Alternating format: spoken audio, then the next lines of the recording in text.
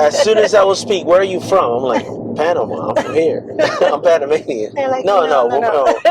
Where are you from? How much has the country changed since you've been back? It's a completely different country. You cannot expect Panamanian prices for things that Panamanians do not consume or do. So my thing is, when people say I want to live with the locals, who are the locals? Just because they're Spanish speaking doesn't mean they're Panamanian. Yeah, that's another thing. Yeah. Right? The markets here are different. They don't move like in the United States. Price on the Gringo Price, the famous Gringo Price. Most of the people that are living in this neighborhood we're going through right now do not have any hot water. We're coming in and we're gentrifying. So you want to hit all the hot topics Let's go. It's going to be a long video. Chose violence. I chose violence today. All right, hola mi gente, welcome back to another driving video. This one's a bit different. I am here with my friend Omar. Buenas. It's a bit different. He is Panamanian, lived in the U.S. and returned to Panama. So we are going to head to El Dorado and just kind of talk about whatever comes to my mind about his transition back here, life here, the influx of people moving to Panama, and the mentality that we have and assumptions that we make that are wrong, because I make some of them too. So I struggle with this, and you kind of mentioned it, where people are like, you don't have to learn Spanish to live in Panama. And I think it depends on the kind of life that you want to have, right? Yeah, definitely. If you just want to be around people who speak your own native language, you can do that here. But for people that want to really embrace the country, really embrace the culture, and in reality kind of be safe, I think you need to learn Spanish. Yeah, so if I can add to that, why would you want to be in a room where you can't understand anybody else? They don't care to be in that room. But there's going to be a situation where you are going to be in that room. You are in a Spanish-speaking country. Yeah. Something you're not in control of life. Yep. Life will throw things at you. You will be in a situation. Yes, it's not going to be every day, but it only takes one to change your life. Right? So something's going to happen where you are going to be in a room, in a place, in an area where no one can understand you. Yep. And you can't understand them. Yep. And that's the most dangerous part, is you not being able to understand them. Why would you want to be in that situation? So, I think out of self-preservation, if you're going to move to a country, you should learn the language of that country. That's just my 2 cents on that. I'll add 2 cents to that. I think it's disrespectful not to. That's just me. That's a whole other argument. That's me. Yeah. But I mean, definitely. If you're going to someone's house, you play by the rules of that house, right? And that's like if you go to someone's house and they don't wear shoes inside the house, and you're like, well, no, I'm just gonna trample through here with shoes on because that's what we do at my house. Like, obviously, that's disrespectful. Well, let me rephrase it. Because people move to different countries all the time and they don't necessarily always learn the language. The issue that I have is when you get mad that English isn't spoken. Like, the expectation should not be, well, they need to do this in Spanish. No, they don't. Yeah, I agree 100% on that. Yeah. But fortunately, at least a lot of the people that I deal with, they are looking to learn the language. They're looking to know about the culture and all those things. And, for people that aren't worried about any of that stuff, there's a place for them also, and this is why Panama has so much different areas. If you are in a place like Santa Maria, everybody's going to speak English, but you're going to be paying for that privilege, right? Can we? I'm going to interrupt you because I'm going to forget it. It's the perimenopause. If I don't get it out, it's gone. That's fine. So, a lot of people will say, I want to live with the locals. Yeah, well, like what we were speaking about before, you're definitely going to want to learn the language. You're going to want to know the language. But the reality is, the locals don't live how you're used to living, right? So the American standard of living is very different from the Panamanian standard of living. And, I'm going to explain that. What does that mean? What are you talking about? And this is something that I go through pretty much on a daily basis with my clients, right, is what it is standard in the U.S., in Panama, is a luxury.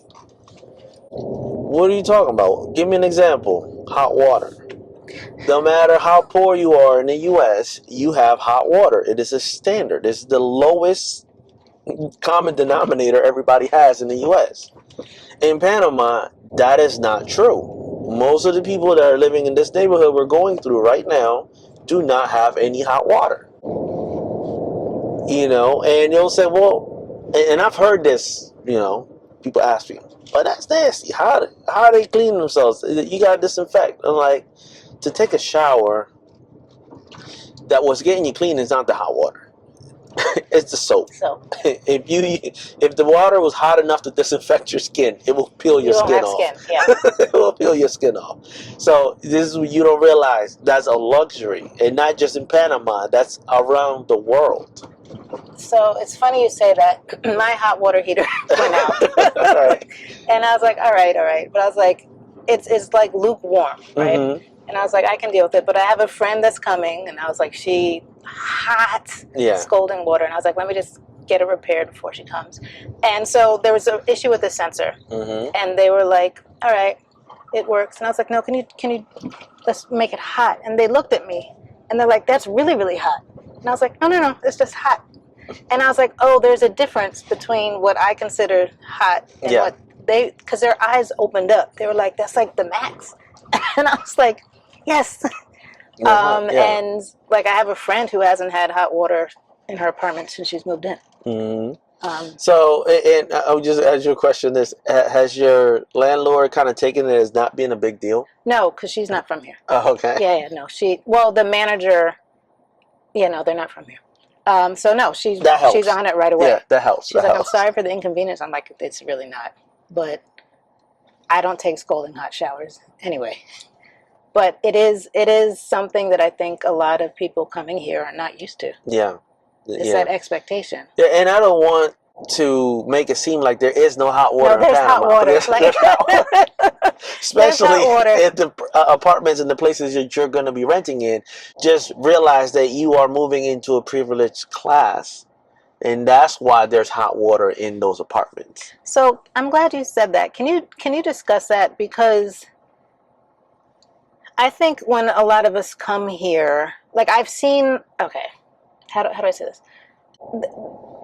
The class divide here can be very much so in your face. Mm-hmm. Like sometimes it's blatant. Bling. It's like when we come here, we're considered part of the privileged class. Yes. Okay. Automatically, you're going to be living in areas as part of the privileged class. Okay. Yes. How are we, in general, perceived? And I know that's hard to answer. Yeah, because now that's a loaded question. It is loaded. Yeah, because now you're asking me to speak for every Panamanian in Panama. I said because it varies. It varies. It varies, but you have to realize, for the majority of the population, you are well off. You've made it. You got money. You balling. To put it into just little layman's terms, right? So you have to realize that when you are living in these buildings, in these apartments, in these areas of the city, those are for the professionals that have high earning careers here in Panama, right? They're making an effort to be there. They're these people that own these apartments, they're working to pay those off. They're not having a life of leisure, and it's just not. It's not just any person that can afford to even try to live in those apartments. It's not the average Panamanian. It's the higher end of the income. Okay. So basically, you have to keep that in mind. This is why when you go to these apartments, they usually have a maid's quarters, mm-hmm. right? Which you normally don't see that in the U.S. for apartments. But that doesn't mean they don't exist, mm-hmm. right? Those are just out of most people's reach in the U.S., right? And the same true is here. The same thing is true here, right? Those apartments that have those maids quarters, they're out of the everyday person's reach. Most people here in Panama are not raised with a maid, right? And that alone tells you, who's those buildings made for, right? So talking about that, I like to touch on the whole Panamanian pricing, or the expat pricing, the Gringo price, the famous Gringo price. It's like, oh, I think I'm getting Gringo priced, or so people come with this idea that because the minimum wage here is $600 a month, everything should just be rock bottom prices, right? And that's not true. The world doesn't work that way. The same way that in, let's say, places like New York, Miami, any of those, they have a minimum wage of $15 or $17, and that minimum wage wouldn't afford you to buy a house, right? The same thing is true here. But in those same areas, they have apartments and houses that are $2-3 million, right? Who is those priced for? Could you can you tell me who's priced for? Those are priced for high income individuals. A lot of times, it's foreigners that are moving from other countries that are living in those apartments. So the same thing is true here in Panama, right? And that comes with a price tag. So right now we're in Tuma Muerto, and we are heading towards Brisas. Okay. So when we look at apartments like this, here you'll be paying around $300 to $400 a month. Okay, Santa Teresa. These areas are here. And would you say this is a local? Yeah, you're going to find a lot of locals in there. So my thing is, when people say I want to live with the locals, who are the locals? Right? Because you get a hodgepodge of people living here from different countries. That's right. Just because they're Spanish speaking doesn't mean they're Panamanian. Yeah, that's another thing. Yeah. Right? Just because they speak Spanish does not mean that they're Panamanian. And I've heard that. I was like, hey, I thought Panamanians were nice, this and that. I haven't had an experience. I was like, well, first off, how did you come off?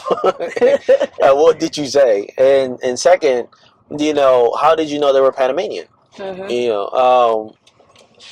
And going back to the language learning, language speaking thing, right? If you are coming up to someone and the first thing you're saying is, do you speak English? That sets the tone for the rest of the interaction.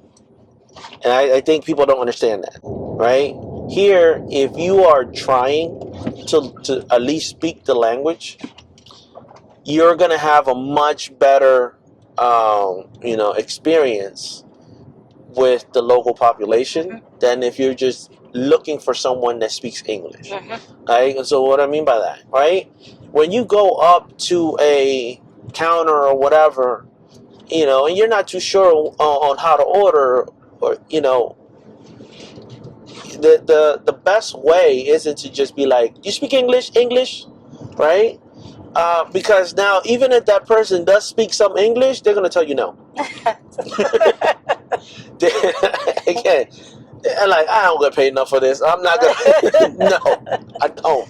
Right? Because what they're seeing is attitude. What they're seeing is, this is going to be a problem.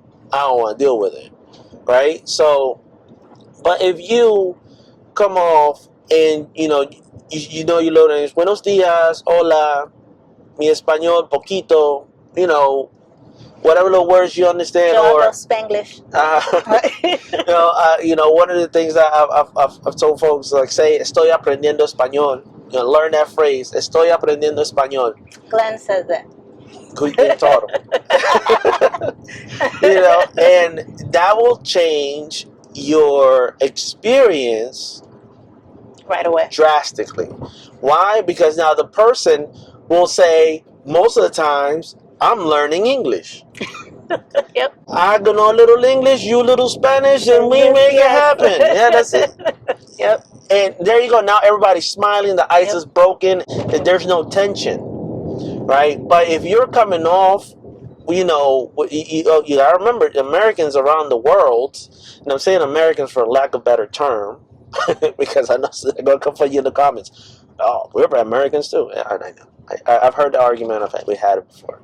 In English, that's just the way. That's just how you speak, right? Mm-hmm. So, but Americans around the world already have a stigma surrounding them, right? So you want to try to stay away from that as much as possible, right? And that's one of those things, is embracing the language, trying to participate in the culture, you know, and practice. Don't shy away because you think you need to say it perfectly. You don't. That's not. We're not saying to move to Panama you need to be able to write a thesis on, you know, quantum physics, whatever. No, you don't. Just learn it while you're here. Try to learn it, and don't think just being here is going to help you learn it. You have to actually put in the effort. It's a lot of effort. I don't think people understand the extent of effort, because it's most of the people that are moving here are not young. Yes. So already it's I'm at the age where I'm starting to forget things, Mm-hmm. and I have perimenopause. I don't remember what I did before I got in the car. Like it's bad, right? So I'm like trying to learn the language, different tenses, the accent, the words. It's a lot, Mm-hmm. but I feel like it's worth it, and I feel like my experiences in Panama have been enhanced because of that effort. It's a world of a difference. Now I already forgot what I was going to say. See? Just like that, it's gone. Well, how was it coming back to Panama from the U.S.? Well, it was very different.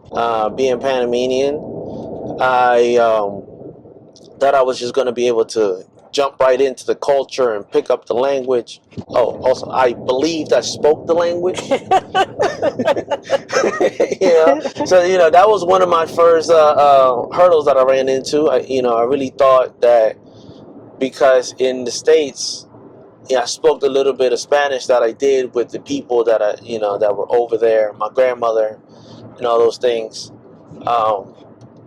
that I had a good dominion over the language, but it wasn't true. And you came here and they're like, where are you from? Yeah. Yes. As soon as I would speak, where are you from? I'm like, Panama. I'm from here. I'm Panamanian. They're like, no. Where are you from? Well, I was raised in the U.S. Okay, I knew it. Hey, so it's interesting, the whole thing with identity, because for me, like growing up in the U.S., I always got that question, mm-hmm. Where are you from? And I was like, I was born here. And then I would just say, okay, my family's from blah, blah, blah, blah, blah. But I always said, like, I'm Jamaican, I'm Panamanian, I'm Senegalese. Right. But when you go to those countries, sometimes you're accepted and sometimes they're like, it's in tu sangre, like it's in your blood, right? Mm-hmm. So it's interesting to hear other people's experiences with that. So I had the same experience in the U.S. though. Okay. That was my other thing. I had the language problem. Okay. Both places. So that was something that I wasn't expecting when I moved down here, right? Which isn't the case for I think most people moving to Panama that their first language is English. They are already expecting to have a problem with the language, and they have already decided that they can either learn it or they can work through it, right? But for me, I came in, like, I was talking to people. I'm over here having conversation. I'm thinking they're understanding me, and they're like, I have no idea what you just said. Wow, really? Yeah, I had one. I had one person. I had a couple of people. So one of the first jobs I got when I came here was working in the call center, right? So because I spoke English, it was a very easy job to get.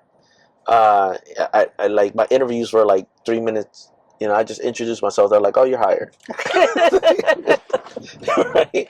Just because they weren't used to this level of English that I had coming through there. Most of the people that are working in the call centers learned it in school. Okay. So obviously, if you have someone that has a heavy accent teaching you another language, you're also going to have a very, very heavy accent. So But when I was socializing with the Panamanians that had only been in Panama, born and raised their whole life here, I realized that to communicate with them, it wasn't in English. That wasn't their, that to them that was work. In their off time, no one's speaking English. They're speaking Spanish. And if I wanted to commingle and socialize, I had to speak Spanish, and I had to speak it at their level, right? Or else people would just not talk to you, right? Because they're not.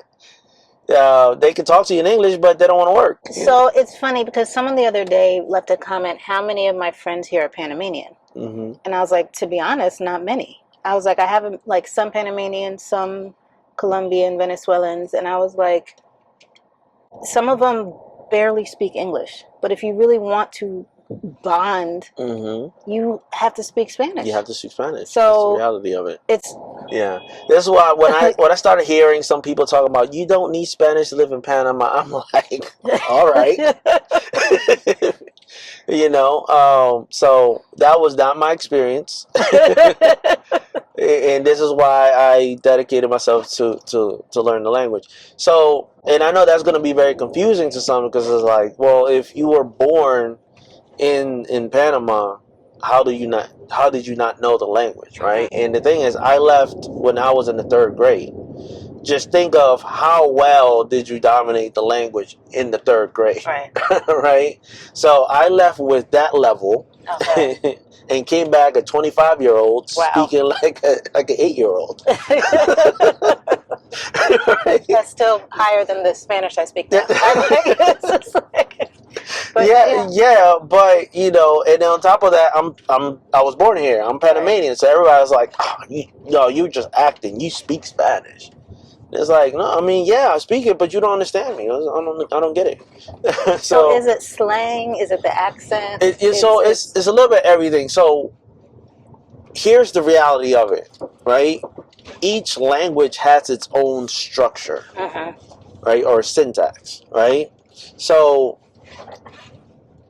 the things that I was doing, I was speaking Spanglish. So I was just translating everything directly. So how I would say it in English, I would just say it in Spanish, but with Spanish words, the same English syntax. Doesn't work that way. No. It doesn't, Yeah.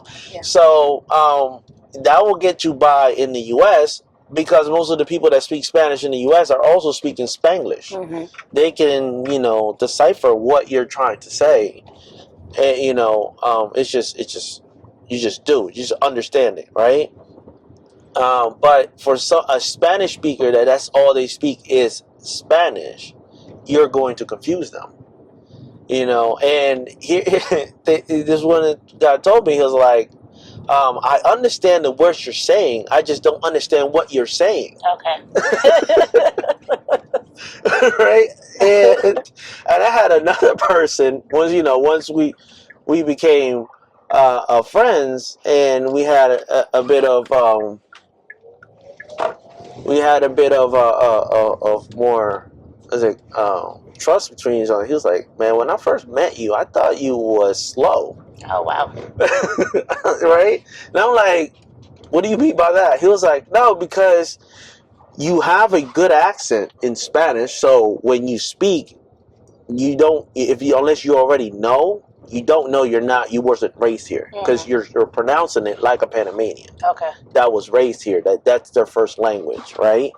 But your sentence structure is lacking, as of someone that's uneducated. Okay. Right? It's hard to understand what you're trying to say because you're not forming complete thoughts. Like you think you are, and then you're saying it fast, and where are we? This is El Dorado. Okay, thank you. Go ahead. This area is called Betania La Gloria. Okay. It's part of Betania. El Dorado is also part of Betania. Okay. This section is called La Gloria. This is one of the first neighborhoods I lived at when I moved to Panama. Okay. I had a roommate over here, and it was a house, and they separated it into 4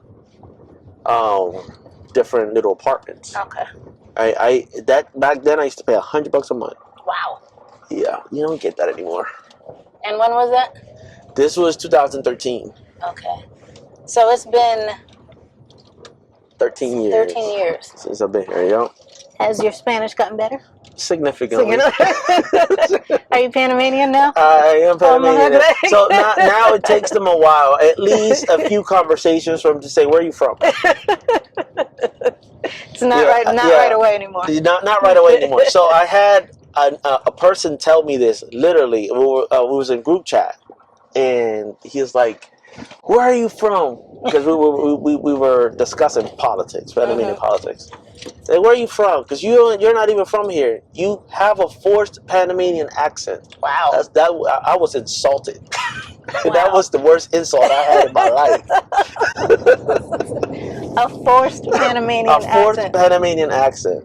What is that? I'm still trying to figure that out. It's your accent. Yeah, it's my accent. I'm still trying to figure that out. I'm struggling. Well, okay, so a lot of people are like, "Oh, you're really good in Spanish," you know, and I'm like, "I'm really not." Well, you are. Yeah. Thank you, but I'm not. I might say 10 words to say the one word I don't know, so it sounds like. But that's good. Like I'm good in Spanish, but I don't remember how to say one word. And it takes me a minute to say it. But listen, that is good, and I'm gonna tell you why. Because you're using your words. You're getting through it, and that's what's important. When you're learning, you don't have to use the exact, perfect word every time. As long as you can describe what you're trying to say, you're doing well. You're doing good. Thank you.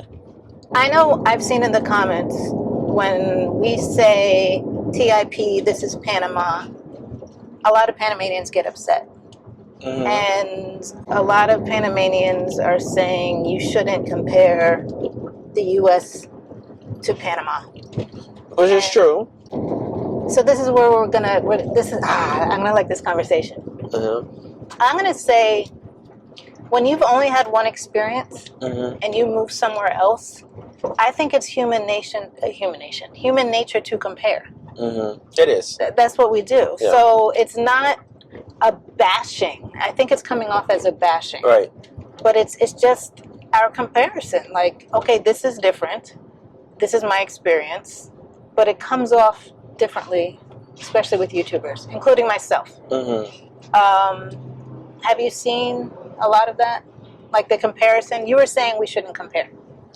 Yeah, so let me expand on that a little better. Okay. Right? If you are moving somewhere else expecting the same thing that you had where you're coming from, you're not going to be happy. You're not going to be satisfied. Probably moving is not going to be for you, right? So you wouldn't go to the Poconos expecting to use a bikini. Right? And you wouldn't expect to be able to snowboard at the beach. Right? So the same thing happens when you're if you're deciding to move to a country. I think the reason that you move to the country should be because you like how things in that country are. Right? Or it goes with whatever lifestyle you're trying to have. Right? Your life is going to be different here, just like it will be different in any other country that you move to. The expectations of having everything exactly how you had it in the U.S. in my opinion, is going to be unrealistic, right? And that's one of the conversations, the main conversations I have on a daily basis with people. As I'm taking them around and showing them things, showing them the area, we're talking about how is Panama different from the U.S., how you have to be aware, right? Like, one of the things you're going to have to give up is going to be next day delivery.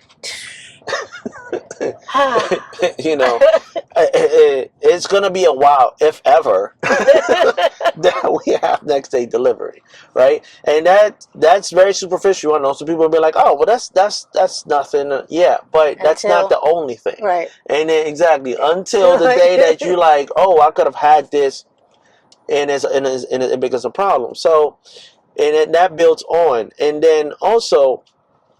One of the issues biggest ones that I feel YouTubers make, biggest mistakes that they make, and probably gives off the wrong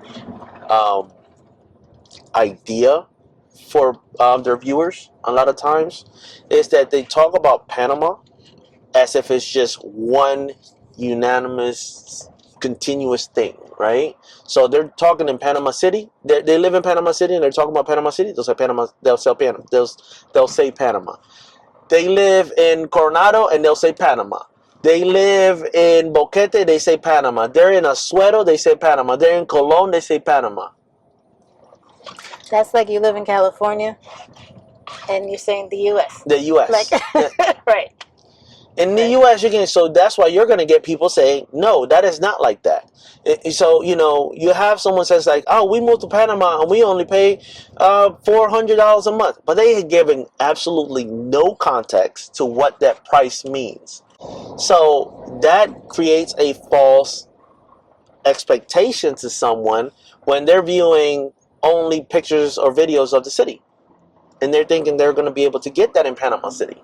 For $400. For $400, right? Or they're thinking they're going to be able to get a water view in a brand new apartment for $800. And these are real questions that I've gotten, real expectations that people have come down with, that I had to, clear up for them, right? And sometimes it feels like I have to be the bad guy. Because you're dashing their dreams. I'm smashing their dreams, and then it comes down to, Gringo Prices. We're like, no, but how can Panamanians afford that? Easy. They can't. They don't live in those buildings. They're not for Panamanians. Or at least they're not for the average Panamanian. Now, I'm not saying no Panamanian lives in those places, but the majority... There's a rich class. There's a rich class here. Just like in every country. Yeah. There's a rich class here. So also don't assume because you're coming down here with your $80,000 a year, you're the richest person in Panama. You're not even close. You're not even close. Right? But you are in a significantly higher tier than most. Mm-hmm. Right, and you are part of the privileged class. You're going to have access that most people to things that most people in the country do not have access to. You're going to see views that most people living their whole lives in this country have never seen. Right, and they're going to die in this country and they'll never see. You have to keep that in mind when you're coming in. Right. I'm glad you shared that, because I think people need to have that perspective when they come here. I remember when I first moved here, I had someone like working on the cable, and they were like, "Can I take a picture of your view?" And I was like, "Yeah." And I was just like, "Oh wow," it's like you really have to understand the privilege that you have. Mm-hmm. One, that it was made easy for you to get into this country. Yes.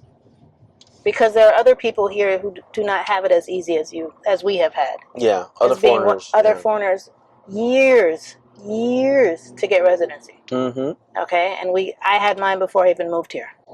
Yeah. Okay, so that's the first privilege, and then you're coming with money outside of Panama. That's the second privilege. Because the salaries here are drastically different than what we're used to. Mm-hmm. So I'm glad you shared that. Yeah, my pleasure. Need to know. That's what I'm here for. So Panamanian time. So Panamanian time. There's a lot of nuance to that, right? People think that Panamanians are just late because they're lazy or because they don't take anything serious.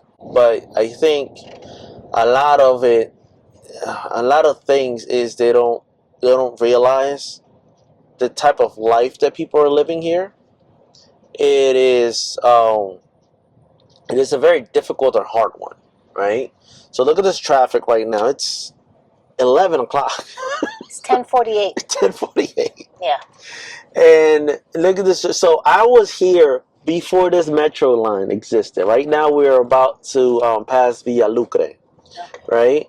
And I was here before the metro existed. You know, this was 13 years ago, and when I first arrived, I did not have a vehicle. I relied 100% on public transportation. And trust me, the public transportation that you guys are taking now in the city, because I hear so many of my clients talking about, oh yeah, the bus is great. It's it's a bit bittersweet to me, right? Because I'm glad that they are getting acclimated with the area, and they're able to move around by themselves and all that stuff. But you know, for me, that was not my experience with the public transportation system. I would never want to rely on the public transportation. And that's just a personal note on my part. You know, but for the people that are living in the city, it's very different. The bus does come through every 15 minutes in the center of the city, right? It is very cheap and affordable. It's 25 cents. It is subsidized. You don't pay for that part. The government pays for it, right? But it's 25 cents.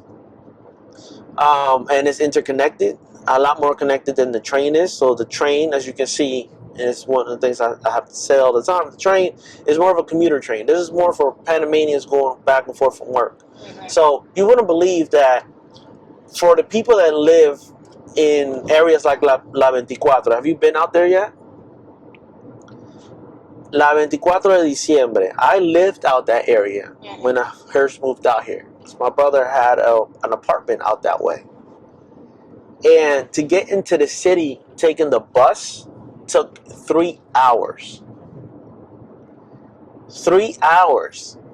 And that was because in the neighborhood, and now we paid for a 2-bedroom $150 a month. Let me just start with that. But there's a reason why you pay that amount, right? In the neighborhood, to get out of the neighborhood, we had to wait for what they call a chiva, which is it's a small bus that does internal routes, right? And after that, you had to go out to the main road and take the bus that will take you into the city, right? So you either had to take the one that goes through the Corredor Sur, which is the highway, the South Highway, or you had to take the one that goes through this route.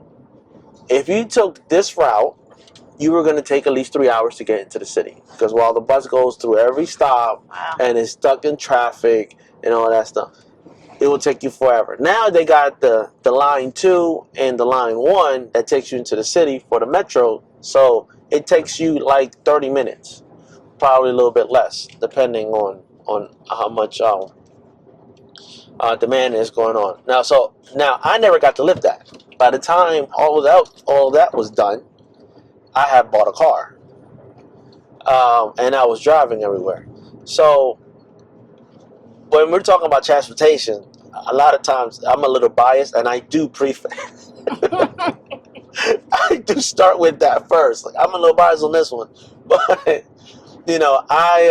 am not a fan of the public transportation in Panama, especially going out of the city. So in the center city is great, but you got to remember that all of Panama is not the Panama City, and it's not the center, because this area we're out here right now, this is still considered Panama City, but we're outside the center of the city. We're not in the center anymore. All right, and it is drastically different out here. So now we're reaching Brisas del Golf. Okay. So I think one of the things is, so they say Panamanian time. I'm used to saying Caribbean time. Right? Island time. It's when people, so understanding can take them forever to get to you. It's when they don't message you to say I can't come, and you're waiting all day. Yeah. That's frustrating. It is. It is very frustrating. So a lot of us encounter that. Yes. And we do too. It gets bundled into the Panamanian time. Yes. Yeah. So first we have to talk about two different perspectives, right? Businesses and just the regular person, right? So one, you have to remember here that the traffic is horribly bad, and it is. Panama is one of the only countries where you can say, oh, I was in traffic, and it's an acceptable excuse. It is. It's an acceptable. Yes. Here it's considered an acceptable excuse because if you are outside of the city and you've ever had to deal with the traffic, you already know, you lived it, right? People on a day-to-day basis, they're getting up at 3 and 4 in the morning to be able to make it to their jobs by 8 and 9 o'clock on time, right? Companies here, I think a lot of them get overwhelmed. We're now in Brisas. Get overwhelmed because the good ones, everyone is after them, right? So just me being a small business owner, I can talk a little bit more about this and give some insight on this type of things. The things that you have easy access to in the U.S. as far as like tools and software and things like that, here a lot of times are not available. It's more difficult. So just to be able to take payments online, it's been a challenge for me for the last 3 years to be able to establish that. To be able to establish payments online. Because one, it was either way too expensive because they're focused on people like McDonald's and, these big companies. Or, it was way more than I could, it was too complicated to set up, way more than, I needed. Like, just simple softwares to be able to do scheduling and things like that was very difficult for me, and getting all that set up has it's been a working process. I've had the privilege of being connected to people that have resources and they can provide guidance on those type of things and all that, but everybody does not have that advantage, right? So yeah, the big companies, why do they not provide a better service? I will have to say they simply know they don't have to. It's it's about money, right? To them, most big companies here, they're basically monopolies. Okay. On a, like, I'll give you an example: Mass Mobile and Tigo. You only have two options. You get mad at Tigo, you go to Mass Mobile. You get mad at Mass Mobile, where are you gonna go? Back to Tigo? You're just gonna stay at Mass Mobile. They know that, right? And that's a harsh reality of here. Is we don't have a lot of competition. I think when it comes to industries, certain areas like electricity here is not like it is in Texas, where you can choose from multiple energy providers. Here you only got Naturgy, or you got ENSA, or you got no light. And all those places, most places you only have one. You don't have a choice. It's who has service in that area. That's what you're using, right? So I think that adds on a lot to the problem of with the appointments. This is speaking directly about appointments, right? With big companies, where they're going to deliver your furniture. They give you a date. That's it. They're not giving you a time frame. They're not giving you no. They'll tell you don't call before arriving. They're not going to call because it's 3 different departments you're dealing with, and it's all going to be in Spanish, right? So I should have turned back that one and showed you Brisas. So we're in the area of Brisas. Right now we're going to Paseo del Norte. Paseo Norte. Paseo del Norte. Paseo del Norte. I don't think I've been out this far. No? No. I've been to Brisas del Golf. but I don't remember this. Over here, you can get some good houses at good prices. Because, as you already know, housing in the city is very expensive, right? Mm-hmm. Like, your budget needs to be $3,000 to $5,000 Mm-hmm. for a house. And it's going to be like a regular house. It's not going to be nothing, crazy. Especially by U.S. standards. It's going to be a small house. They're going to be expensive. Because there are no houses in the city, in the center of the city. But out here, you can get some things in the $1,400, $1,700 range, fully furnished, and you can purchase. And out here is more of a suburban type living, kind of like close to what you get to the U.S. Mm-hmm. But you're about 30 minutes from the city. So we didn't take that long to get out here, even with the traffic, right? And if we would have took the highway, we would have got out there even faster. But you wouldn't have gotten as much good footage as you did. I wonder if I have been out here. Maybe through the highway. Made through the highway. You probably came out here. The highway's back that way.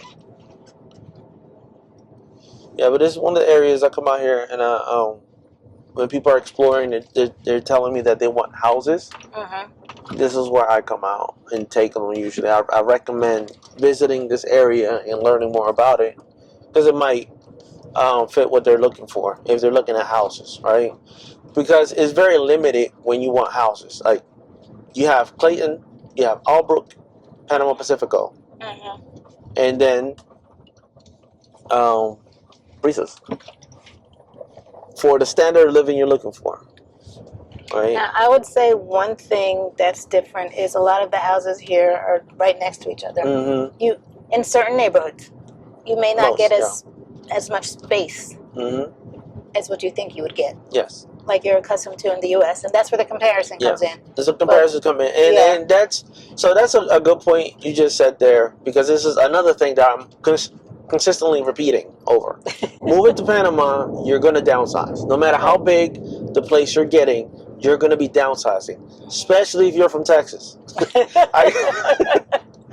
You're downsizing. That's every place if you're moving from Texas. Specifically, especially, you're downsizing a lot if you're moving from Texas. Mm-hmm. Because even the small houses in Texas are big. Yeah. So, but yeah, this is something that I always have to say. Whether you're moving to a house, you're moving to an apartment, you're downsizing often. Often, the person is downsizing.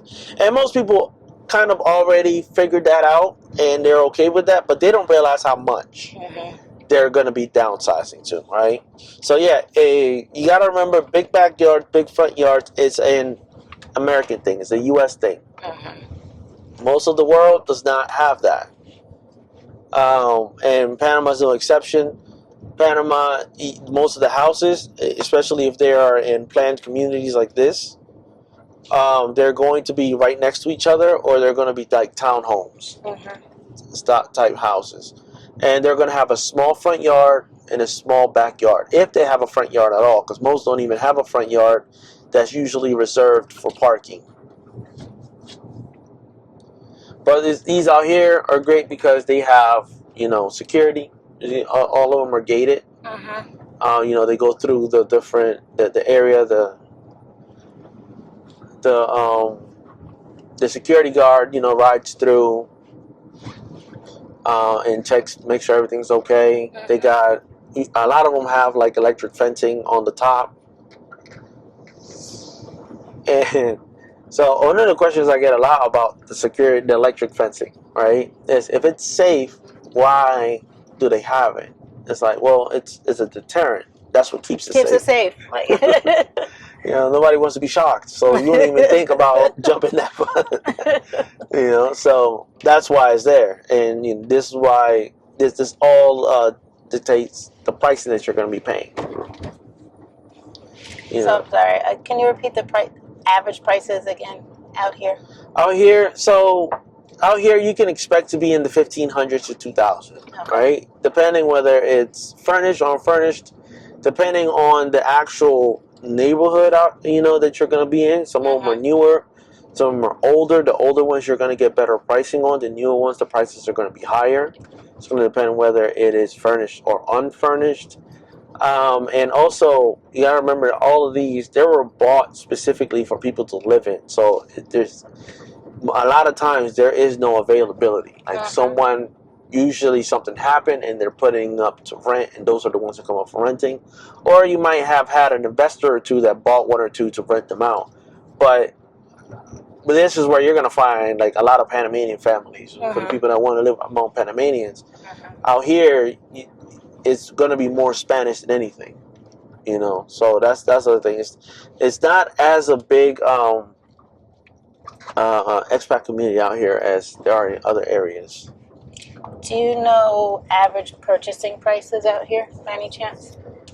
So I have to get them for you. Okay. But I think last time we was out here, we were looking like around 280, 270. Okay. For the houses, and there were some that were lower. I'm trying to remember. I'm not trying to give out some that's way too low, and they'd be like, "Oh no, it wasn't like that." So, but yeah, you're in the 200,000s, like 250, and it goes up from there. Okay. Because it depends on the size of the house and all that, and the amenities that they bring, because not all of them have the same amenities. Some of them have gyms, some have pools, some have to have the social areas. Some of these have some social areas that look like resorts. Yeah, you know, so it's all going to depend. How much has the country changed since you've been back? It's a completely different country. In reality, it has changed a lot, and it's going to keep changing. When I first arrived, they had just finished Cinta Costera, I believe. Listen, it hadn't been expanded yet. When I first came, it wasn't there. I came in 2004. Yeah, see, yeah. I was like, what is this? Yeah, like, when I arrived in 2013, it had just been finished, and they were expanding it to number 2 and number 3. Right, so I got to see that expansion. I got to see the expansion of the causeway. The causeway, when I arrived, was just one road going up, one road going down. That's it. There was no sidewalk. People walked on the little grass that was right off the road, and you know, and the traffic jams were horrible to go up there. Costco. What else? Costco. Oh, when I arrived, Costco was ruins. It was El Chorrillo. It was El Chorrillo, like, yes. When I arrived, and I have some footage of Costco from back then. But I have to go and open up the thing. But because I used to do pest control. That was one of my first businesses. Here, right? And Costco was a big area. So we used to do pest control in Costco, and it was nothing but ruins. And I remember they were selling these houses, these buildings over there that were literally just like 3 walls. 3 half walls, you know, no roof, bunch of trees going through them, and they were selling them for like 120,000, 140,000, and people used to be like, "Oh, that's crazy! No one's ever gonna pay that. Who will invest that money in that?" Look at those prices in Costco now. Can't touch it. Look at the prices in Costco now. So, you know, I said all that to say this: the country's gonna keep changing. If you really look at Panama's history, Panama has only had control of itself as autonomously since the year 2000. Look up the history if you don't understand what I'm saying there. Since the year 2000, they've had control of it. So in 26 years, they have done all of this. Just imagine what it's going to look like in another 26 years, right?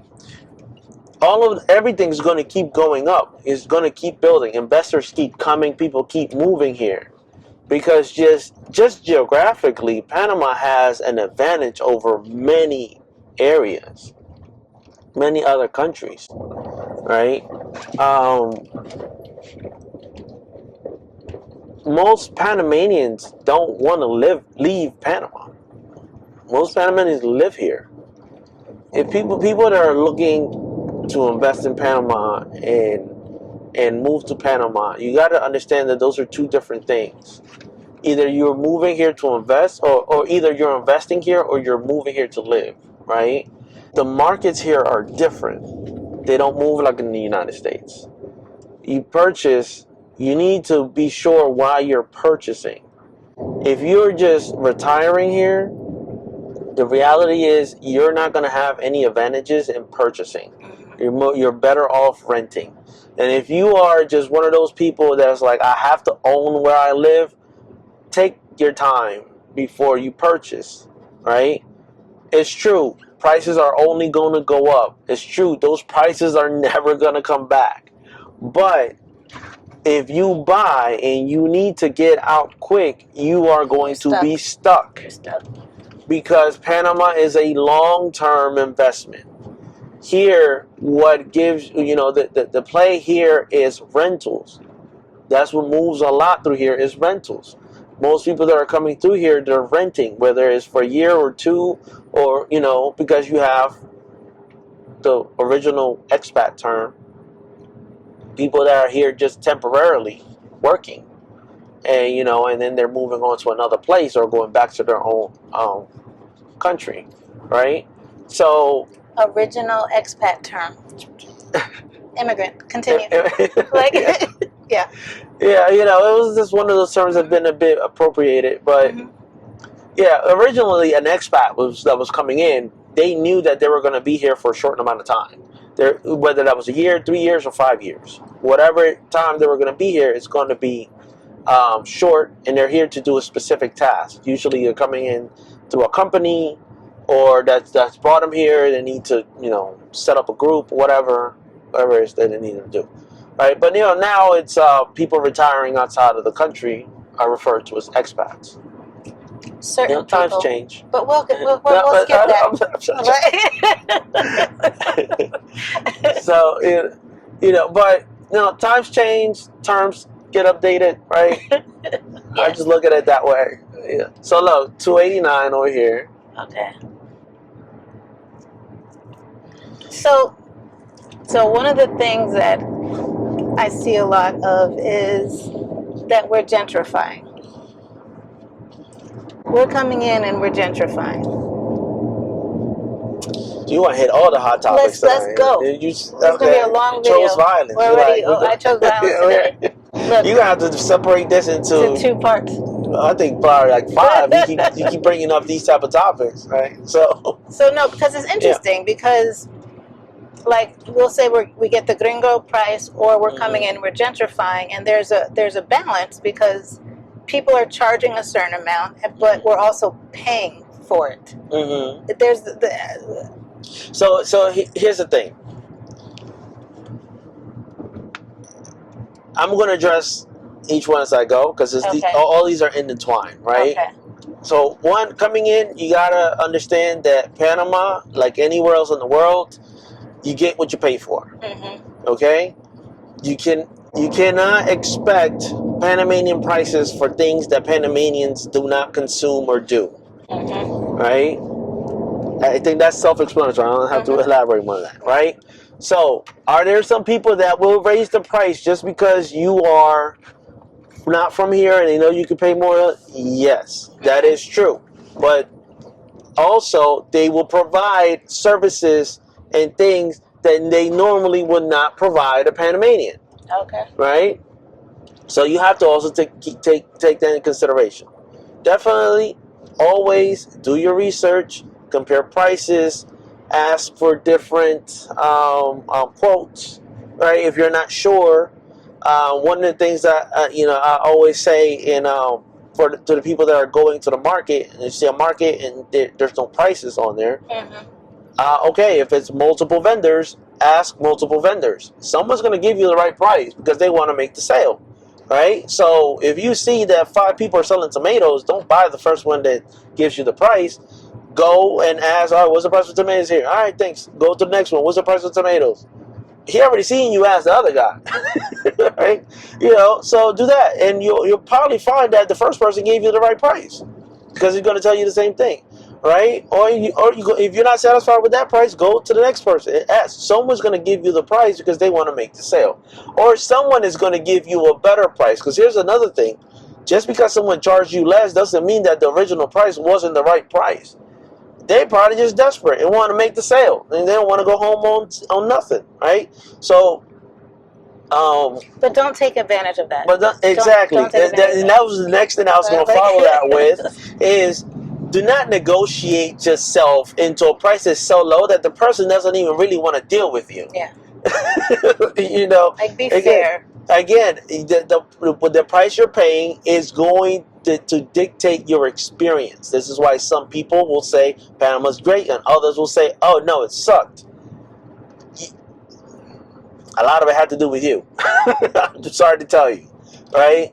So, you know, all right. So that's the gringo pricing thing, right? There are certain things that are just going to be expensive. It's not because you're gringo, it's because that they are expensive. When you go into the Reba Smith and you see the milk that you normally pay for that's $4 and now it's $11, it's not because you're a gringo, it's because that's imported and you're in Reba Smith right. and you're paying the taxes on it, the import taxes on it, and the tariffs now and all the stuff that's happening, right? So that's just the price. If you want it, you pay. If you don't, you find something else. Right? Some things just cost like that. You know, you come down here and you want to rent a private yacht. That's gonna come. It's gonna be cheaper than the U.S., but it's not gonna be $100. Like, to be realistic, right? The same thing. With the apartments. I've heard people incorrectly say, "Oh, $2,300 for an apartment is gringo pricing. $2,200, $2,100 for an apartment is gringo pricing. How can Panamanians afford that?" They're not for Panamanians, and it's not gringo pricing. If you Panamanians don't live there, that's just the price of that, right? And if you compare that price, yes, you can get $2,300 a place for $2,300 in the U.S. You cannot get a place that has the same specifics as over here in Panama for that same price. It's not going to happen. And they're going to say, "Yeah, I can be in a nice area for $2,300 in the U.S." Yes, you can, but that area is not going to be the equivalent of the area that is here in Panama. First off, you know, you have to compare apples to apples on things, right? How many places in the United States can you expect to have 85 degrees all year round? Not many. Not many, right? So just start with that. Now, those places that have 85 degrees all year round. Now, tell me a 3-bedroom apartment that has a water view that's in the center of the metropolitan city. What's the cost of it? Unobstructed water view. Unobstructed water view. Right. Yeah. What's the cost of it? Right. Right. That's what you need to be comparing it to. I'm glad you said that. Someone commented, I did a cost of living video for me, my cost of living, and I said what I paid for my rent. Oh, you're getting gringo price. And I was like, don't know what they're talking about. On Avenida Balboa, unobstructed water view. Like you said, they're comparing it to their price living an hour outside the next metropolitan city. What are we talking about? I didn't even respond. Yeah, I didn't respond because I was like, okay, I'm getting gringo. Like, no, I only respond those questions to people that are paying me. Because if I'm going to educate you, I need to be getting something for it. Oh man. All right. So, do you want to discuss your business? Sure. I am Omar Alberto Valencia, and I am the founder and operation manager of Sightseeing Panama. So, Sightseeing Panama was created to assist expats, people visiting Panama, with relocating or discovering sightseeing. And what makes us different is the perspective that I bring. All of the tours are done by me, and they are done from a perspective of someone that is Panamanian, that has lived here for the last 13 years, and lived in the U.S., was raised in the United States. I was raised in Delaware, so I understand the U.S. mindset because I came down with it. I had to relearn and the language and understand what different things mean here and how they differ from the United States, from what we're used to. Yeah, I bring the Panamanian flavor and perspective. I literally just read it. So, so basically, you know,